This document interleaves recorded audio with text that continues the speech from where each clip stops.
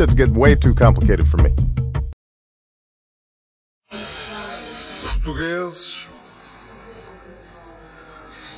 quando em outubro de 2011, nas vésperas da discussão do Orçamento de Estado para 2012, me dirigi ao país, descrevi a nossa situação como a de uma emergência nacional. Não usei essas palavras com ânimo leve. Era importante que todos conhecessem com transparência a gravidade dos nossos problemas e a natureza dos nossos desafios. Os portugueses têm o direito de saber o que se passa e que os seus representantes se lhes dirijam com realismo e com clareza. Hoje ainda não ultrapassamos a emergência financeira que nos trouxe a dolorosa crise que atravessamos. Desde que tomou posse, o Governo pôs em prática uma estratégia de superação deste estado de coisas. Se chegamos a este ponto, devido à ruptura de financiamento do Estado e da economia, então só poderemos superar a crise, pôr a economia a crescer e criar emprego no futuro, se primeiro recuperarmos a nossa capacidade de financiamento.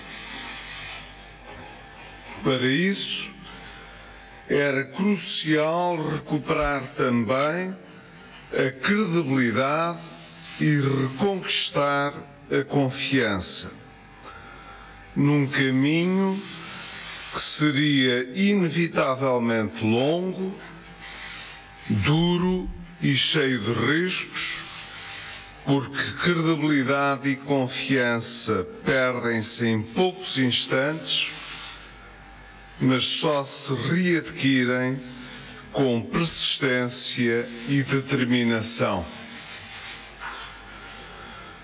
Foi isso que fizemos nestes últimos 22 meses. Fizemo-lo com a consciência de que teríamos de agir no plano externo com uma estratégia diplomática credível, oportuna e eficaz, que nos permitisse ir ajustando, em diálogo com os nossos parceiros e credores, o programa de assistência económica e financeira às necessidades da economia e que fosse trazendo condições mais favoráveis de pagamento da dívida. Foi assim que conseguimos, ainda no primeiro ano de governo, juntamente com a Irlanda, baixar os juros de uma parte importante da dívida externa. Foi assim também que flexibilizamos os objetivos para o déficit durante o programa, em outubro do ano passado e em março deste ano, sem perturbações indesejáveis no processo.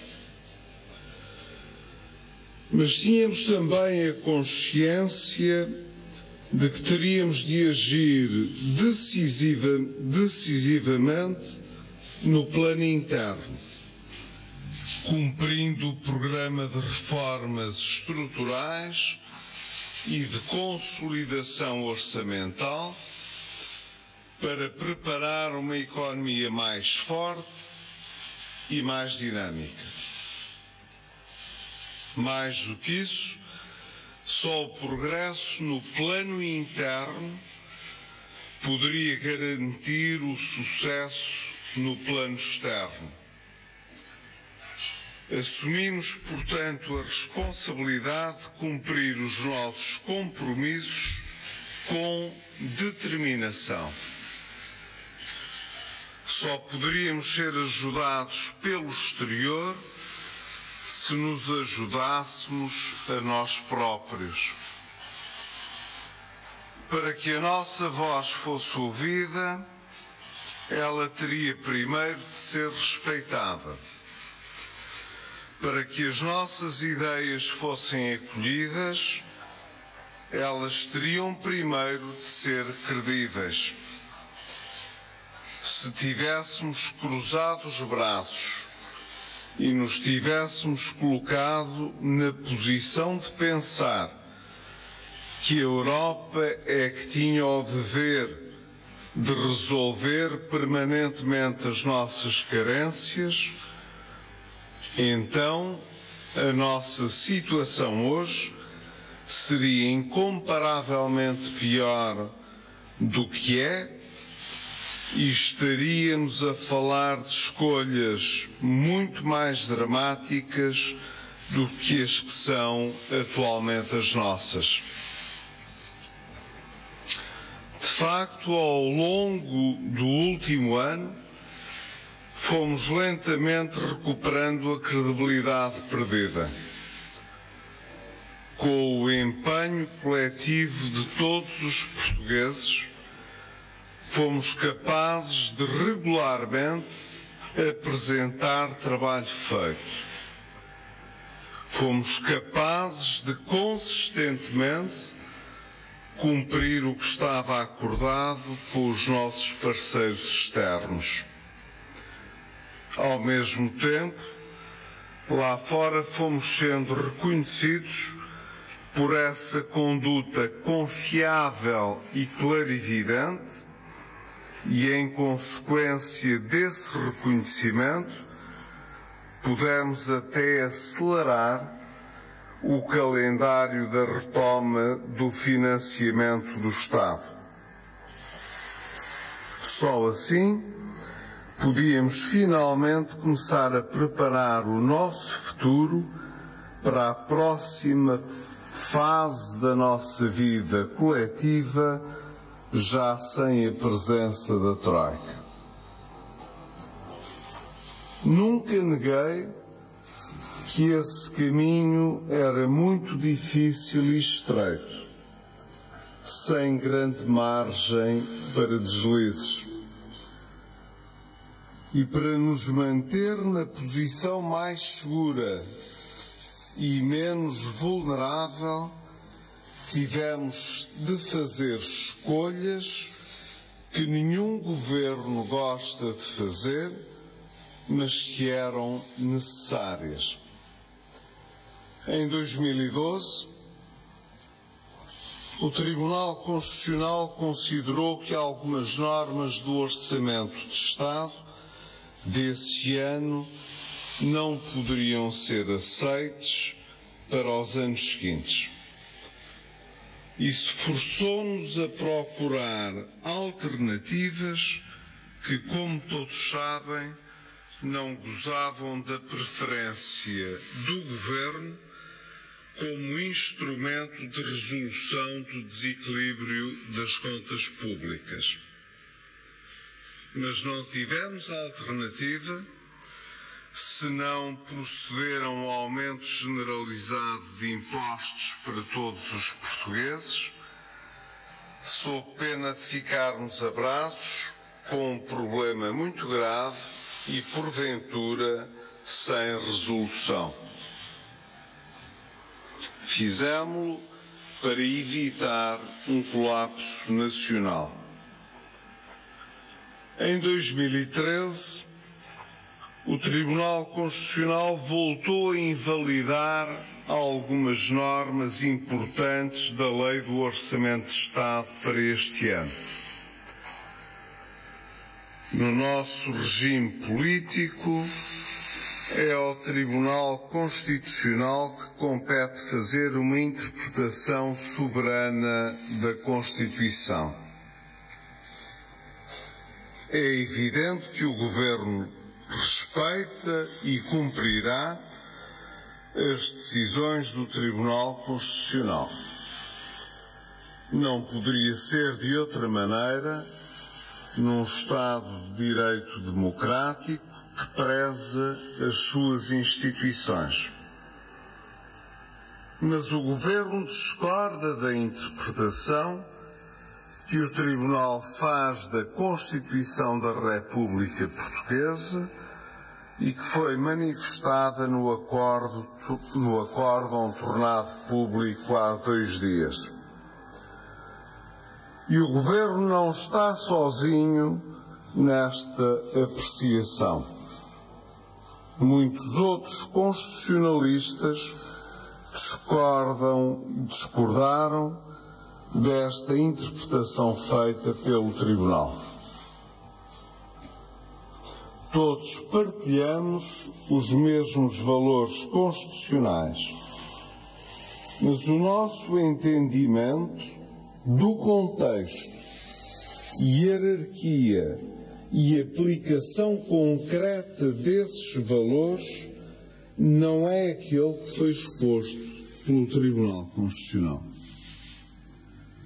A condição excepcional do país e a degradação da situação europeia exige de todos grande realismo e uma consciência aguda dos imperativos e restrições impostas por circunstâncias que o Governo não escolheu antes herdou. Em tempos de exceção, as nações podem precisar de respostas excepcionais, como é o nosso caso. Se essas respostas não puderem ser encontradas, os valores importantes que a Constituição consagra poderão ficar em causa de forma muito mais grave. Ninguém poderá negar que esta decisão do Tribunal Constitucional tem consequências muito sérias para todo o país. A decisão foi tornada pública a menos de uma semana de Portugal fechar com os parceiros internacionais uma negociação decisiva para chegarmos a um acordo com os nossos credores, para suavizarmos o pagamento da dívida e para tornarmos mais favoráveis as obrigações financeiras que temos de cumprir. Este acordo assume a maior relevância no caminho que estamos a trilhar para terminar em 2014 a intervenção da Troika e para podermos recuperar o acesso normal a financiamento. A decisão do Tribunal Constitucional torna a posição portuguesa mais frágil nessas negociações em torno dos reembolsos e maturidades dos empréstimos externos que contraímos.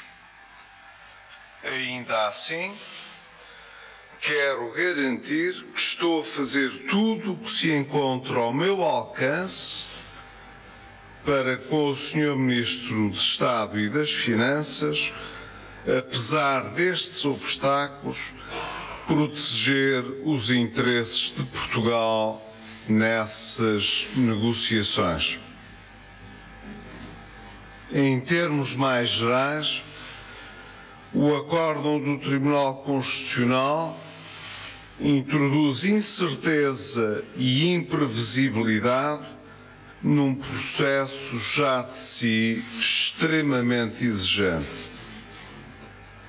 Corre em sentido contrário à orientação estratégica de regresso aos mercados.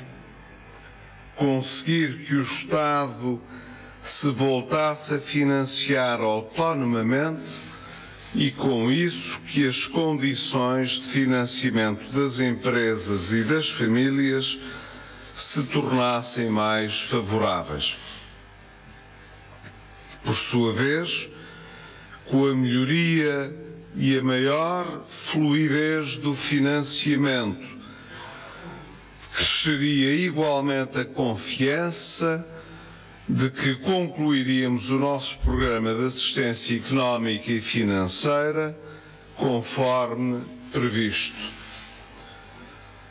Quer isto dizer, portanto, que a decisão do Tribunal Constitucional constitui um risco para todo este processo. Mas as consequências desta decisão têm uma outra dimensão mais concreta.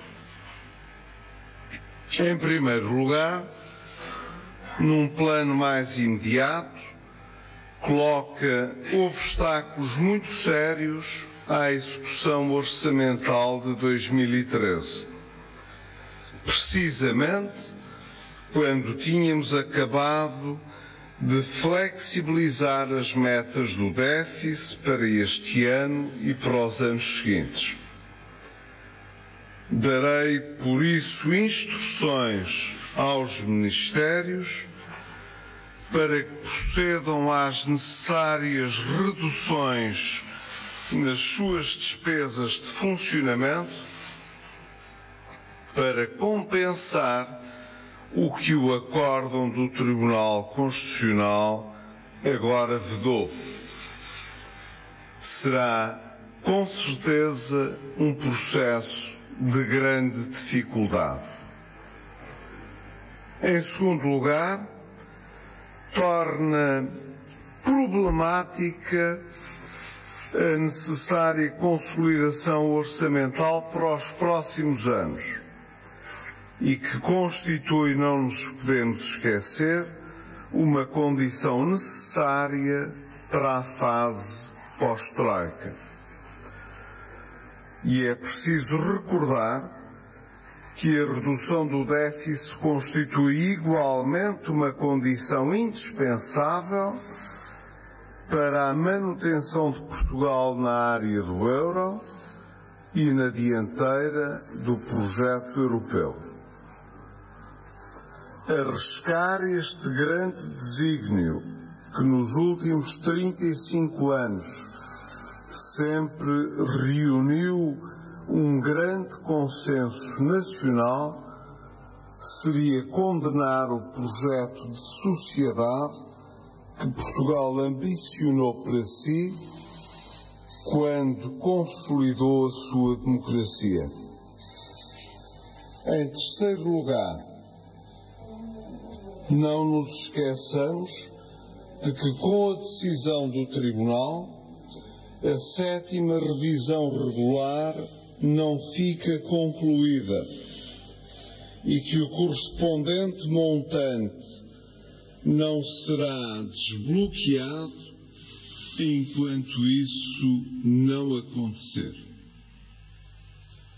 Terei de explicar esta circunstância à Troika para assim defender o interesse nacional e salvaguardar condições que estimulem, no mínimo, de crescimento e o emprego. Perante tudo isto, tenho o dever de não esconder dos portugueses nenhum contorno essencial das dificuldades que já tínhamos e a que agora acrescentamos outra, sem nem das consequências que elas acarretam para a vida de cada um de nós. E tenho o dever, como Primeiro-Ministro, de assumir a responsabilidade que me cabe para fechar esta crise que nos atormenta há tanto tempo. O Governo, mandatado pelo povo português para vencer a emergência nacional e apoiado na Assembleia da República por dois partidos numa coligação coesa, afirma hoje perante o país que enfrentará, lado a lado com os portugueses, todas estas dificuldades. Desenganem-se aqueles que veem nestes acontecimentos um simples revés para o Governo ou para os partidos que o apoiam. Depois desta decisão do Tribunal Constitucional, não é apenas a vida do Governo que se torna mais difícil. É a vida dos portugueses que fica mais difícil e é o sucesso da recuperação nacional que se torna mais problemático. Por outro lado, a emergência nacional envolve todo o país, toda a sociedade, todas as instituições nacionais, todos os órgãos de soberania. Mais do que isso, não é correto dizer que o programa de assistência vincula apenas este Governo, que de resto não o preparou nem negociou. O programa vincula todo o Estado português, incluindo, evidentemente, todos os seus órgãos de soberania. Uma vez que o Estado ainda está dependente do financiamento dos nossos parceiros europeus para fazer pagamentos, fornecer serviços, pagar salários e pensões, manter o Estado Social, a alternativa ao cumprimento do programa seria submeter-nos a um outro programa, prolongando a dureza e a penosidade dos sacrifícios. É isso que temos de evitar. Daqui resulta o imperativo político fundamental da nossa situação de hoje. Tudo teremos de fazer para evitar um segundo resgate. Não posso permitir que se desperdicem os sacrifícios que os portugueses têm feito nos últimos anos. Mas isso não se consegue apenas com desejos vagos ou com a formulação de intenções. Exige atos concretos que compensem os desequilíbrios orçamentais criados pela recente decisão do Tribunal Constitucional. É uma ilusão perigosa julgar que não precisamos agora de encontrar alternativas, que basta ficarmos quietos à espera que tudo se componha como que por milagre. A este respeito, quero dizer a todos os portugueses que o Governo não aceita aumentar mais os impostos, que parece ser a solução que o Tribunal Constitucional favorece nas suas interpretações. Fazê-lo poria em causa irremediavelmente as nossas possibilidades de recuperação atempada da economia e da criação de emprego. Por conseguinte, só nos resta a alternativa de acelerar e intensificar alguns aspectos da reestruturação do Estado com impacto direto na despesa pública. Mas agora, dadas as restrições impostas pelo Tribunal Constitucional, teremos de o fazer com instrumentos de outra natureza. Para compensar o desequilíbrio agora aberto no orçamento em 2013, teremos de pôr em prática ainda este ano medidas de forte contenção da despesa pública, nomeadamente nas áreas da segurança social, saúde, educação e empresas públicas. Não duvido que aparecerão vozes a protestar que com isso estaremos a pôr em causa o Estado Social e que o Governo não aprende a lição parando com a austeridade. Mas o Governo não pode compactuar com essa demagogia fácil e, para defender o Estado Social, precisa de garantir o dinheiro que suporta as suas despesas. Ora, o Estado não dispõe de financiamento necessário e, sendo assim, está impedido pela realidade dos factos de realizar parte das despesas. Só ultrapassaremos esta situação diminuindo, portanto, a despesa e cumprindo as nossas obrigações externas.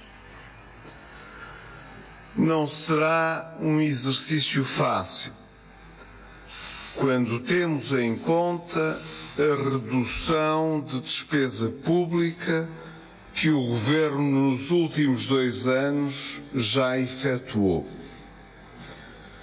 Em 2 anos, reduzimos a despesa primária do Estado, isto é, a despesa do Estado sem contar com o pagamento dos juros da dívida, em mais de 13 mil milhões de euros.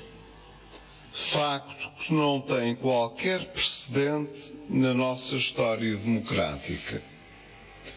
Foi, aliás, este esforço de disciplina no lado da despesa que nos permitiu até compensar parte da perda de receita fiscal que ocorreu em resultado da crise económica. A complexidade e a preparação que medidas deste tipo requerem apelam à mobilização da sociedade civil, do Governo e do Estado para a sua formulação. Nas próximas semanas, teremos de proceder ao estudo e ponderação de alternativas possíveis e o Governo está naturalmente receptivo a todas as propostas razoáveis, fundamentadas e objetivas que a discussão pública possa suscitar. Mas a necessidade de equilíbrio das contas públicas diz respeito igualmente aos próximos anos. E aqui as nossas perspectivas serão tanto menos cinzentas quanto mais o sistema político compreender a indispensabilidade do compromisso. Com o nível de endividamento a que chegamos no Estado, estes objetivos nacionais, que ultrapassam as cores partidárias e não distinguem governos, não poderão ser alcançados se não houver compromissos duradouros entre as nossas instituições, incluindo, claro está, os partidos do arco da governabilidade e os órgãos de soberania. Isto mesmo quis transmitir com detalhe ao Sr. Presidente da República na audiência que ontem me concedeu. Quanto menos compromisso houver a este respeito, mais frágil será a posição do país. Mais do que nunca, a situação não se compadece com demagogias nem com taticismos. Cada um dos agentes políticos tem de se pronunciar sobre esta matéria, que, volto a repetir, é central para o futuro próximo do país no quadro europeu. Se o nosso futuro nos compromete em conjunto, então todos têm uma palavra a dizer sobre a sua preparação e todos têm o dever de assumir as suas responsabilidades. Da parte do Governo não haverá hesitações. Permitam-me, pois, que o diga com clareza para que não subsistam quaisquer dúvidas. O Governo está comprometido com todos os objetivos do programa de assistência e reafirma o cumprimento das obrigações internas e externas do Estado português. E como Primeiro-Ministro, renovo aqui e hoje o compromisso de fazer tudo o que está ao meu alcance para, atacando as dificuldades acrescidas, fecharmos esta crise de uma vez por todas, com a legitimidade que me foi conferida pelo povo português e pela Constituição. Agirei até ao limite das minhas forças na defesa do interesse nacional. Com o orgulho de ser português, que partilho convosco, com a mesma dedicação ao país que também vos move, trabalharei em cada hora, juntamente com o Governo que lidero, pelo futuro que é de todos. Nós, os portugueses, não desistimos, porque não desistimos de Portugal, não desistimos da nossa autonomia,